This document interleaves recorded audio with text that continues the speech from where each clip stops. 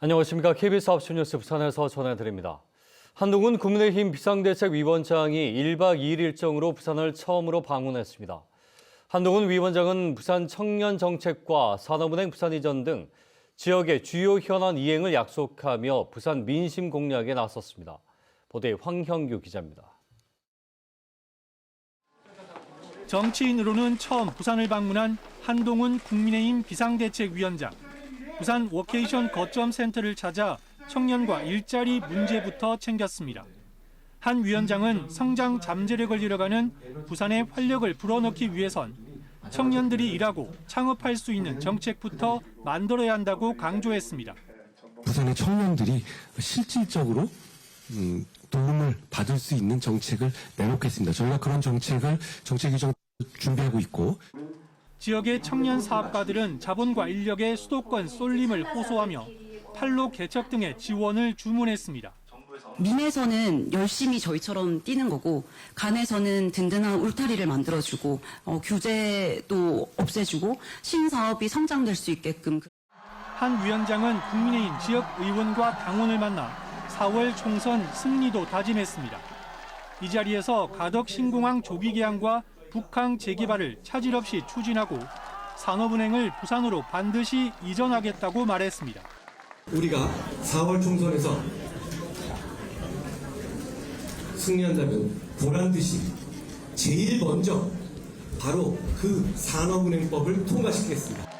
한 위원장의 행보는 엑스포 유치 실패로 가라앉은 부산 민심을 달래고 총선을 앞두고 부산의 지지층을 결집하려는 의도로 해석됩니다. 한동훈 위원장은 내일 비상대책위원회 출범 이후 첫 현장 회의를 여는 등 부산 방문 이틀째 일정을 이어갑니다. KBS 뉴스 황현규입니다. 경찰이 이재명 민주당 대표 피습 사건과 관련해 정치적 신념에 의한 계획 범죄로 결론을 내렸습니다.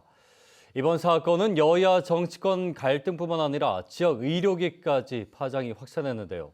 앞으로 관련 검찰 조사가 진행되면 논란도 계속 이어질 것으로 보입니다. 보도에 이준석 기자입니다. 제1야당 대표를 상대로 한 흉기 피습 사건은 정치권으로 파장이 확산됐습니다. 폭력은 용납할 수 없다며 대통령을 비롯한 여야 정치권 모두 유감을 표명했습니다. 하지만 경찰 수사를 두고선 여야 갈등이 이어지고 있습니다. 경찰이 피의자 김 씨의 당적과 신상 정보를 비공개로 한 점, 또 최종 수사 결과 발표에 대해 민주당은 사건을 축소 은폐하려 한다고 반발했습니다. 사건의 본질을 정치적 의도로 왜곡한 축소 수사이자 실패한 수사다라고 규정합니다. 테러의 동기라든지 공범 여부와 배후 등 국민들이 궁금해하는 이 사건의 본질에 관한 내용이 모두 제대로 밝혀지지 않았습니다. 민주당에서 특검이나 국정조사까지 언급하자 국민의힘 윤희석 선임 대변인은 사법기관이 사건을 축소 은폐하고 있으니 특검이나 국정조사를 진행해야 한다는 주장은 또 다른 갈등을 일으킬 뿐이라고 지적했습니다. 이번 사건은 지역 의료체계 불신 논란으로까지 이어졌습니다. 정치권은 물론 지역 의료계로 확산한 파장은 당분간 이어질 조짐입니다.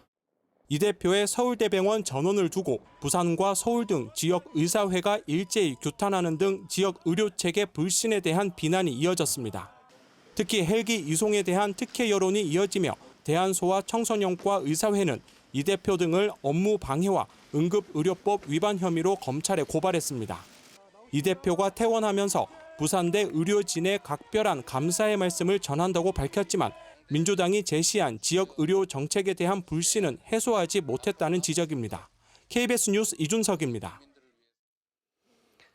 부산의 응급의료 체계 현주소와 개선 방향을 찾아보는 연속보도 오늘 마지막 순서입니다.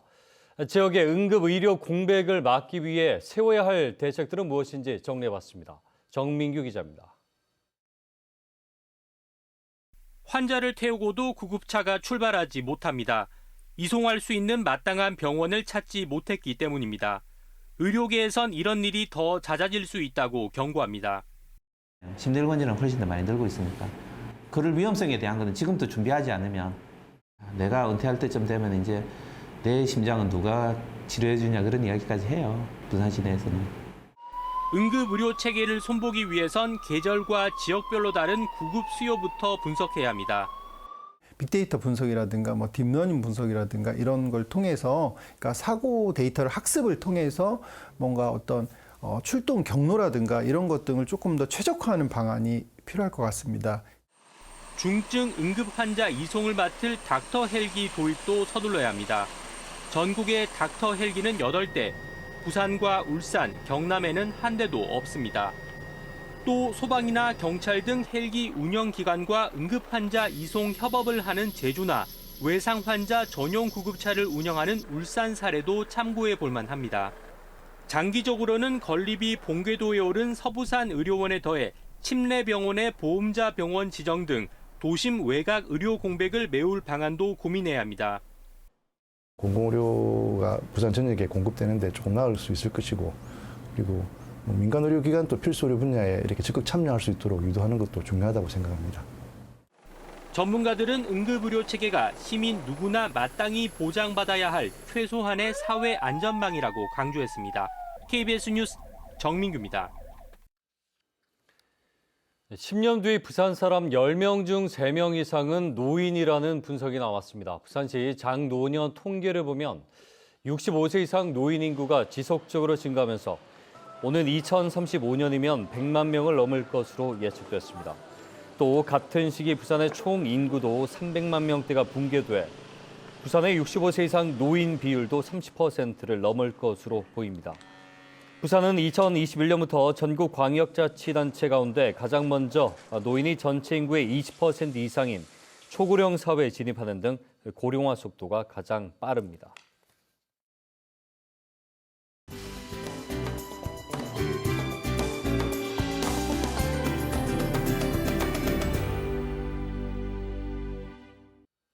다음 뉴스입니다. 최근 부산 지역 산업 현장에서 중대재해 사고가 잇따르자 부산지방고용노동청과 안전보건공단 부산본부가 특별 현장 점검을 실시했습니다. 이번 특별 점검은 지역 건설 현장과 제조회사 등 89곳을 대상으로 벌였으며 추락과 끼임, 부딪힘 등에 대한 현장 점검과 겨울철 안전수칙 준수 여부 등을 살펴봤습니다. 최근 2주 동안 부산에서는 옥상에서 떨어지거나 출하장에서 자재 더미에 깔리는 등 7명의 노동자가 목숨을 잃었습니다. 부산에서 또다시 대규모 전세 사기 피해가 발생해 경찰이 수사에 나섰습니다. 부산 동래, 연제, 남부경찰서는 최근 건물 6채를 소유하고 있는 50대 부부를 전세 사기 혐의로 수사해달라는 내용의 고소장 60여 건을 접수했다고 밝혔습니다. 현재까지 파악된 피해액은 60억 원대인 것으로 알려졌습니다. 더불어민주당 부산시장도 논평을 냈고 해당 사건의 조속한 수사와 함께 현재 법제사법위원회에 계류 중인 전세 사기 선구제 특별법을 하루빨리 통과시켜 피해를 최소화해야 한다고 주장했습니다. 제13회 이태섭 봉사상 선정자인 신기호 푸른아시아 몽골 지부장에 대한 시상식이 오늘 부산시청에서 열렸습니다. 신 지부장은 지난 2010년부터 몽골 기후 환경 보호를 위한 활동으로 숲 조성에 나서 축구장 1,200개 규모의 나무를 심었으며 임농업교육센터를 건립해 2,800여 가구 주민들의 소득 창출과 또 주민들의 자립을 도왔습니다. 시민문화예술 교육공간인 부산문화회관 배움터가 문을 열었습니다. 부산문화회관 배움터는 총 사업비 21억 원을 투입해 소극장 재활층 옛 영빈관을 개축해 대규모 연습실과 배움실, 회의실 등 13개 교육공간으로 조성됐습니다. 배움터에서는 시민 누구나 참여할 수 있는 오케스트라와 합창단 등 다양한 프로그램을 운영하며 가족 단위 문화체험도 마련할 계획입니다. 진실 화해를 위한 과거사정리위원회가 형제복지원 인권침해 사건 3차 조사에서 피해자 153명을 추가로 확인했습니다. 이로써 형제복지원 피해자는 모두 490명으로 늘었습니다. GNI는 이번에 피해가 인정된 이들 중 강제 수용 관련 자서전을 쓴 임모 씨가 포함돼 사실을 밝히는 데 중요한 근거로 활용됐다고 밝혔습니다. 9시 뉴스 부산이었습니다.